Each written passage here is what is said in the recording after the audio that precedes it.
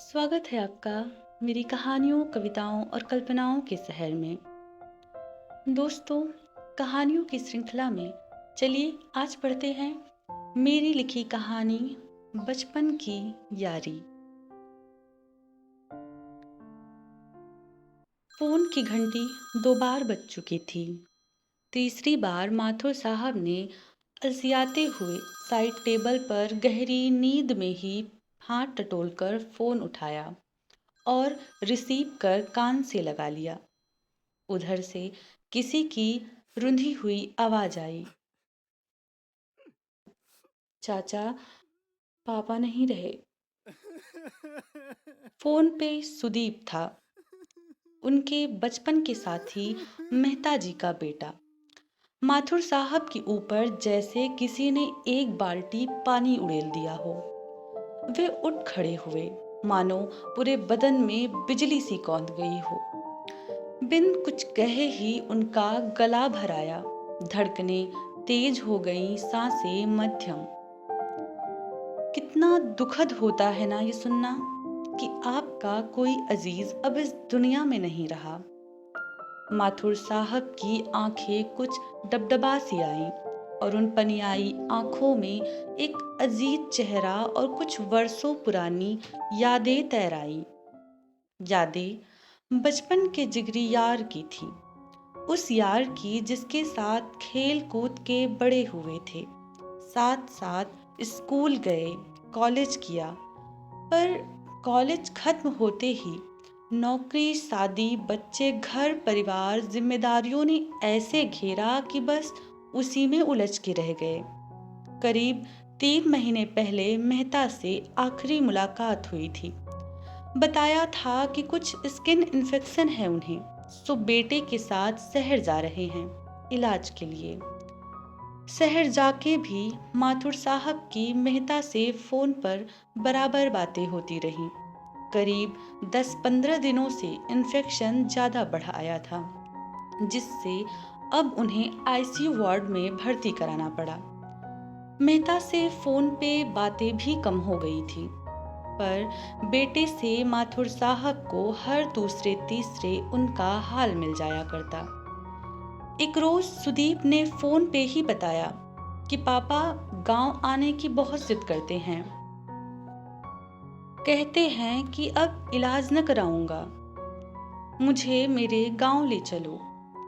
जिसके लिए माथुर साहब ने उनके इस बचकाने जिद के लिए उन्हें फोन पे ही डांट लगाई थी और उनसे कहा था कि वो जल्द ही उनसे मिलने आएंगे। पर जिंदगी की उठापटक के आगे कहाँ किसकी चलती है, वो रोज सोच के रह जाती और मेहता से उनका मिलने का वादा हर दिन किसी न किसी कारण टल जाता। और विडंबना देखिए, कल माथुर साहब अपने सारे काम काज छोड़ के मेहता से मिलने जाने का मन बनाया था, पर उन्हें क्या पता था कि कल मेहता खुद ही आ रहा था गांव, दुनिया छोड़ के। भोर होते ही मेहता का पार्थिव शरीर गांव आ पहुंचा।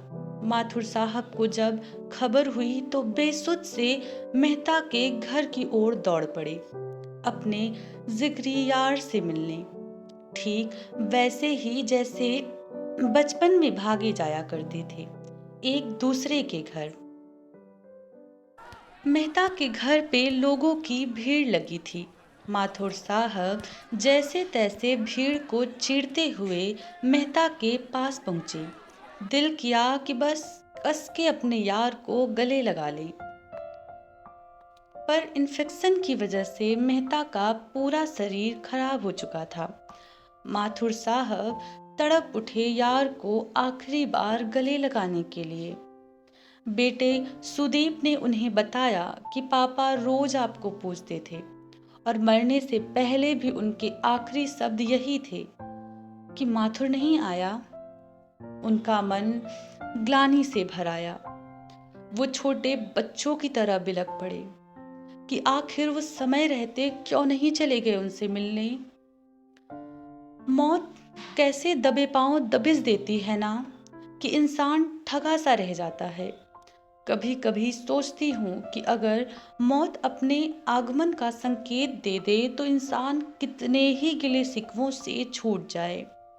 मगर कहाँ होता है ऐसा। मृत्यु तो चौंकाती है, वो भी इस तरह कि उसकी आहट लंबे समय तक जहन में कौंधती है। इंसान अपने साथ सिर्फ और सिर्फ अधूरापन लेकर जाता है। कुछ सिकवे शिकायतें, कितना कुछ अनकहा अनसुना, सब गठरी की तरह बांधकर दूसरी दुनिया में चला जाता है।